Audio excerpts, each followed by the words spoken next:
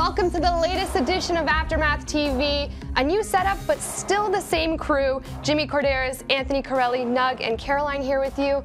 And guys, let's not waste any time. Let's just get right into it. There was an announcement in Smackdown Live, and it came from Daniel Bryan, basically revealing that there is a top 10 list, which represents the top 10 superstars in the division. Something you guys might enjoy because now the attention will be taken off of Daniel Bryan and Shane McMahon. Let's hope. And back on the superstars. Let's take a look.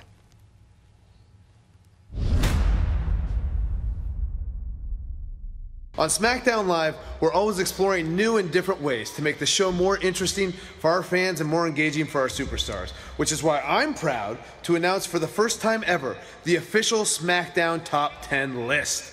This week, the superstars of Smackdown Live will vote on who they think is the most deserving of future opportunities. Criteria includes most talented, locker room leadership, and who has the most athletic skill on the roster. Now, there's a couple of ground rules for this process. The most important rule is simple.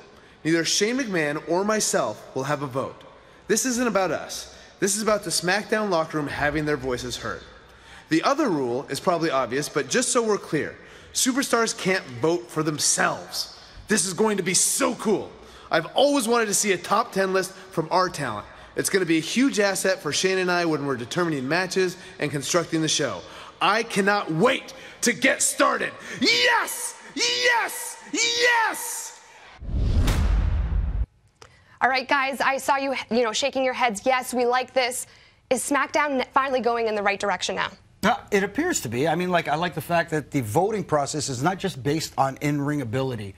Of course, that's a major component to it, but at the same time, you have to worry about things, how you conduct yourself in the locker room, how you conduct yourself with other superstars, how you conduct yourself in public. I like that all of those factors are being factored into the voting process, and it's going to be interesting to see who gets voted onto the list. Yeah, it's going to be very interesting. Voting amongst your peers is one thing. I do want to see it a little more success-oriented in terms of winning and losing. But professionalism outside is huge. Professionalism in the locker room, just being genuinely likable is a big thing. But I don't want that to overshadow, for example, someone has no success in the ring, but he's a fun guy in the locker room and he's, on the list when he shouldn't be because he's not one of the top superstars. So it's going to be interesting. It's really early, obviously. We're going to see how it's going to play out. But I think it's going to be fun. It's going to make for some fun TV. I love it that we're finally stepping away. This finally puts the focus on the superstars instead of Shane and Daniel Bryan. By the way, Daniel Bryan, get a haircut. But I like the idea that you're voting for your peers. It's like the Screen Actors Guild. And if you're guys like the New Day or Sammy and Kevin, you've got a guaranteed vote from some people. Clearly Sammy's going to put a vote towards Kevin. Kevin will put a vote towards Sammy. But for a guy like Xavier Woods, both Big E and Kofi could put 2 votes towards a guy like Xavier, and he could make the list simply by stacking the votes. Not to foreshadow a little bit, but Sammy is facing Kevin tonight on SmackDown, so that vote might change.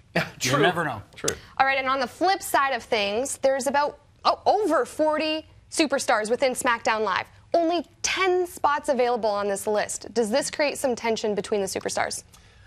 Tension, possibly, but I think the end result is going to be people upping their game to make it on that list. I just don't want the list to become, the thing that we're focusing on the most. It's still winning championships. But also, it's going to make for some fun segments backstage where guys are schmoozing for their fellow wrestlers' votes. Schmoozing's fun. Trying to, a guy like Baron Corbin, who nobody likes and he doesn't like anybody, could be back there trying to schmooze for votes, and people aren't going to give it to him. So you're on board for some campaigning. I want to see it. It's going to be interesting. You mentioned Baron Corbin. Maybe Kevin Owens would have some problems trying to schmooze other people. But going back to the list, too, a top 10 list is interesting because in every combat sport, there is a top 10 list of contenders who is next in line or working your way up that list to get the title shot. This is no different, in my opinion. So guys are going to be working harder to up their game in all aspects of being a WWE superstar, not just in ring, to get that title shot. Yeah, I hope as you move up the list, it comes with opportunities. Yes. I'd like to see a real fun opportunity for somebody who is at number 11. What do you have to do to get to number 10? I love how we keep referring to it as the list. The list. Yes. Anyone you'd like to see on this list? Ooh, it'd be interesting. I think right now the U.S. champ has to be number 1 on the list, but that again, it's different. We'll have to see how he conducts himself with others. Yes, and I believe we have to create a third-party body to make sure that the voting is accurate and it's not, And the votes are hermetically sealed in an envelope. You guys aren't going to say a name? I will. Big E. Big E needs to be on that list. Separate him from the New Day a little bit. Still pals with Kofi and Xavier, but put Big E on that top 10 list. Almost like a version of the Shield where the guys are a unit, but at the same time individually doing their own things. Yeah, I like to see Jinder obviously on the list. I think he's worthy. Yeah. Moving on to another announcement, we did find out last night on Monday Night Raw that Alexa Bliss will be defending her Raw title in the first ever Women's Elimination Chamber match. She wasn't too thrilled about it, went to go tell Kurt Angle, but Kurt Angle used the WWE Universe to back him up and say, yeah, this is happening and people want to see this. Yeah, but I'm looking at the lineup and you can see it behind us right now. I'm truly and honestly underwhelmed by the 6 competitors in this match. I was expecting some heavy hitters in this. I'm surprised Nia Jax is not in this. Me too. I said the same thing. I get she's got that opportunity against Asuka at Elimination Chamber pay-per-view, but that's not the same thing as making a historic moment inside the first ever Women's Elimination Chamber. Yeah, if I was Alexa Bliss, well, I'd be short and blonde, but I'd be upset as well because this is a whole new series of dynamics here. This match is like nothing else, and you can lose way early, and we don't know who's going to be a new champion, but there's going to be a new champion. If I was her, I'd be a little upset too. This is not the way you want to defend a championship. She made some awesome points. She made a very good point in the ring last night with Kurt Angle. That crowd, although the crowd wants to see the match, I don't think they wanted to see Alexa Bliss necessarily defend the title.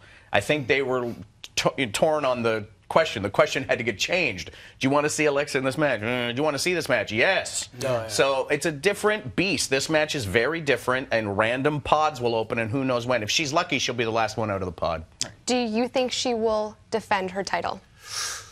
Man, oof. I said, it's such a high pressure situation. You have the first ever Elimination Chamber match for women, and then now Alexa Bliss is participating in it, and not only does she have to perform in it, but she has to defend that title. Right. Yeah, but it's funny. She wasn't in the historic Women's Royal Rumble. She was just sitting on the sidelines watching, much like Charlotte being the champion from Smackdown. With their titles belts, hanging out on their shoulders. Yeah. But here's her chance to be in a historic match that she didn't get the chance to do at the Royal Rumble. Only it's now the Elimination Chamber, which I think is much more dangerous than the Royal Rumble. So does it add fuel to the fire? Well, the odds are definitely stacked against her. She's always one that seems to kind of come out on top. Yeah. So yeah, she's overcome the odds. But again, with this underwhelming field, I think her chances are much better. Yeah. And then, guys, we also have something to look forward to: Asuka and Nia. Something that I think everyone is excited to see. They had a match recently, and Nia was kind of injured during the match, and it didn't finish the right way. It didn't have a satisfactory ending, so it's nice to see them have another match. At least there's consequences for it. Should Nia win, she'll be added to the match at WrestleMania, which I think is fantastic, because we're actually going to get, not only are we going to get to see Asuka fight at Mania, but we might get that Alexa Bliss-Nia Jax match that we've wanted for so long. Right, because what we didn't get cleared yet is Asuka winning the Royal Rumble, having her choice of which champion she's going to face. She hasn't made that choice yet. Not at all. So we don't know if it's actually going to be the Raw Women's Champion or the SmackDown Women's Champion, Charlotte. So, if Nia Jax is added to the match and it is Alexa Bliss, the choice, or whoever the Raw Women's Champion is, then does it become a three-way? Or is she going to opt for a singles match against Charlotte? yeah, it's interesting. I guess a lot of people are assuming she's going to go for the brand that she's on. But what if Nia Jax doesn't win? So what? She's not in the Elimination Chamber. She's not at WrestleMania. She's not at anything. Yeah. She could be in the Andre the Giant Memorial Battle Royal. I guess if they have a women's battle royal, I would make it the Fabulous Moolah Battle Royal, but that's just for sure. Okay, and I have the ultimate question for you guys. Who would be the best champion of Raw?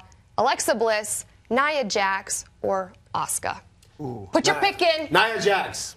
I like Alexa Bliss. I'm kind of on the Alexa Bliss bandwagon right now. I gotta go Nia Jax. Love it. Yeah, okay, we got our picks in. All right, guys, that's all we have right now for this. Stay tuned because we're coming back after the break.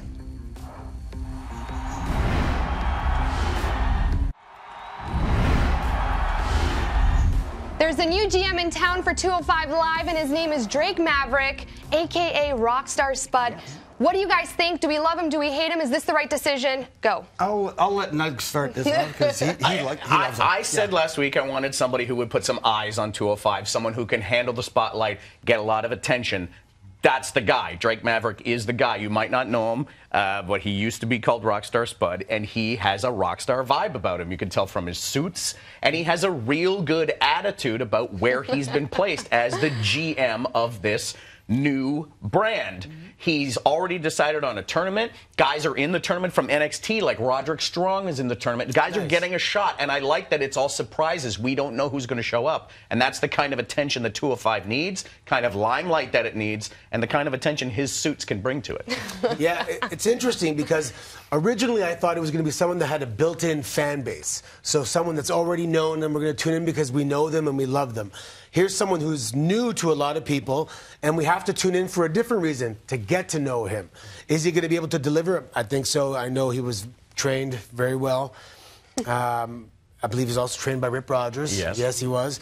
And he's regarded, highly regarded by his peers. He has a British accent, which makes everything sound official. Yeah. So I think he'll do just fine. To me, he's almost like William Regal light. With that British accent and so forth. But the only issue I have with having the former Rockstar Spud, Drake Maverick, as the GM is he is overshadowing right now the superstars of the 205 division. And we go back to the Daniel Bryan, Shane McMahon thing about the general managers and the authorities being overshadowing the talent. This is what I'm afraid is happening here because he is very entertaining.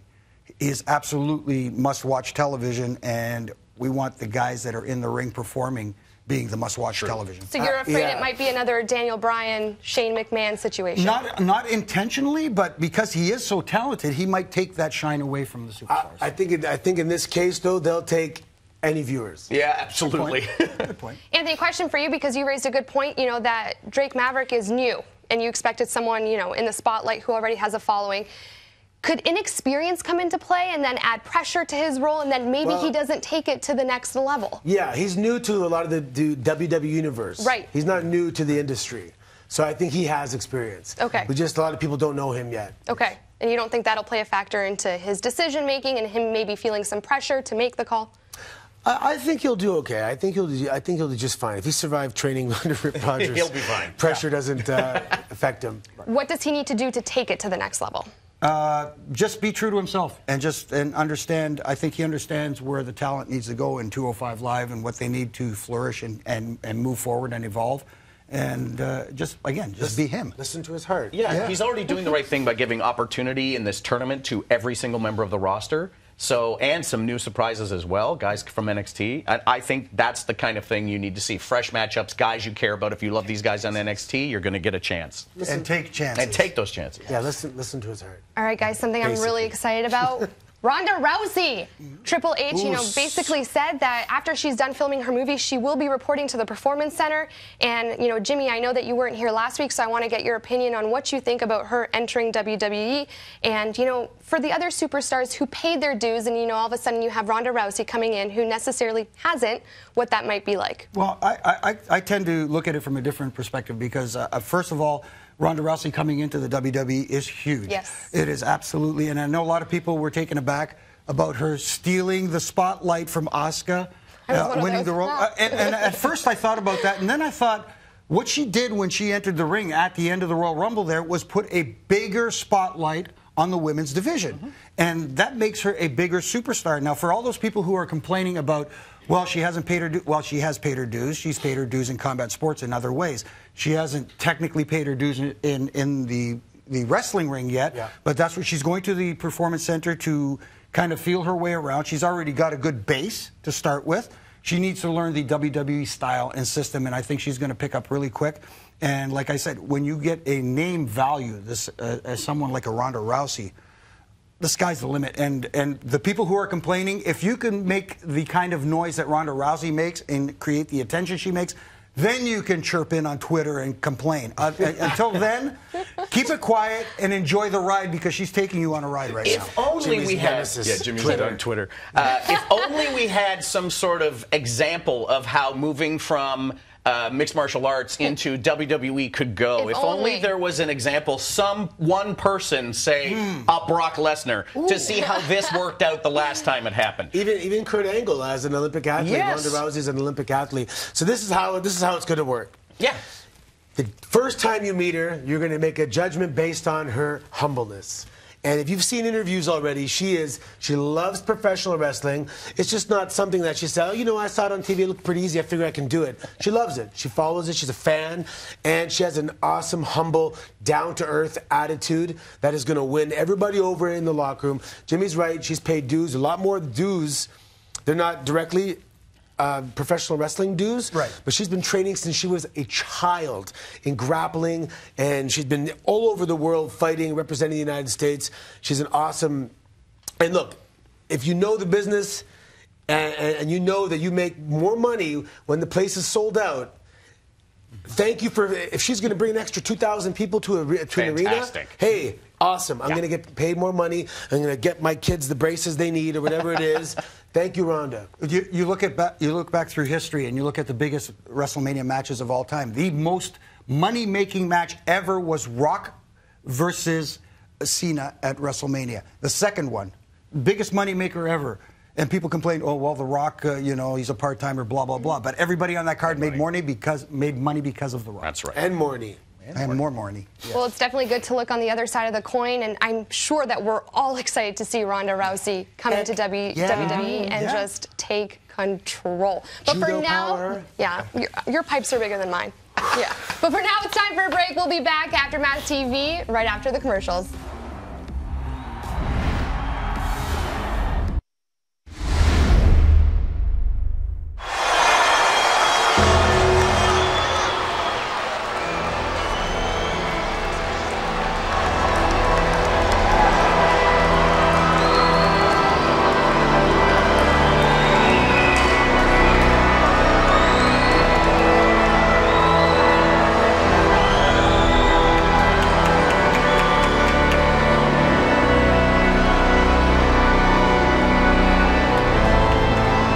Phantom of the Opera come to mind? A hair standing on the back of my arm. I got hair standing where I don't have hair. This is eerie. What a shot here at Royal Albert Hall! There he is, probably the most dangerous human being. Wow! Paul Bearer leading the way for The Undertaker, who will indeed have his hands full.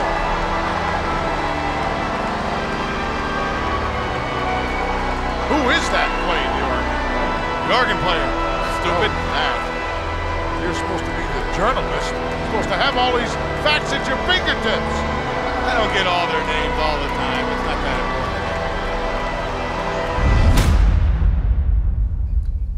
Okay, I have chills after watching that. And, you know, shout out to the WWE Network for releasing these home videos. And, guys, why are these videos, these blasts from the past, so exciting to watch? Because there's a lot of stuff on there that the WWE Universe has never seen. Because a lot of the Coliseum videos, we saw that clip from Royal Albert Hall in London. That's very rare that people have seen that. When we used to tape television, it used to be every 3 weeks, and you tape 3 weeks worth of television when it was syndicated on Superstars and Challenge. And there were matches filmed during those television tapings specifically for Coliseum video that have never really aired, and those are going to be on there too as well. So there's going to be a lot of stuff that people have never seen. When I lived in, shout out to Clinton, Ontario, population 3,000, we would go to StarTime Video because StarTime Video had 6 of these tapes. There are 30-some tapes being released this week on the network, and my store had 6 of them, and we had watched them all. And if we ever got a new one in, some of them rotated out and went to another store. We got so excited when these things came in. These videos were the only way we could watch wrestling. There wasn't 15 hours of wrestling a week. It was 1 hour on Saturday, maybe an hour of Maple Leaf Wrestling on Sunday, and that was it. Yeah. So these tapes were the way we could see more matches and stuff we'd never seen before. They're the greatest things. Yeah, and also during that time, you know, for example, our family, maybe we had 30 channels, you know, like 30, and wrestling had one of those channels. It was bigger. It was more significant. Now there's 1,000 channels, and it's one of those channels. Less is more. Yes. This is also, wrestling's glory days, and you had the characters like we were laughing at the commentary. Gorilla Monsoon, Bobby Heenan. Yeah, oh my goodness. Those guys are missing. They're missing. You know. And What Coliseum events are you guys looking forward to seeing again?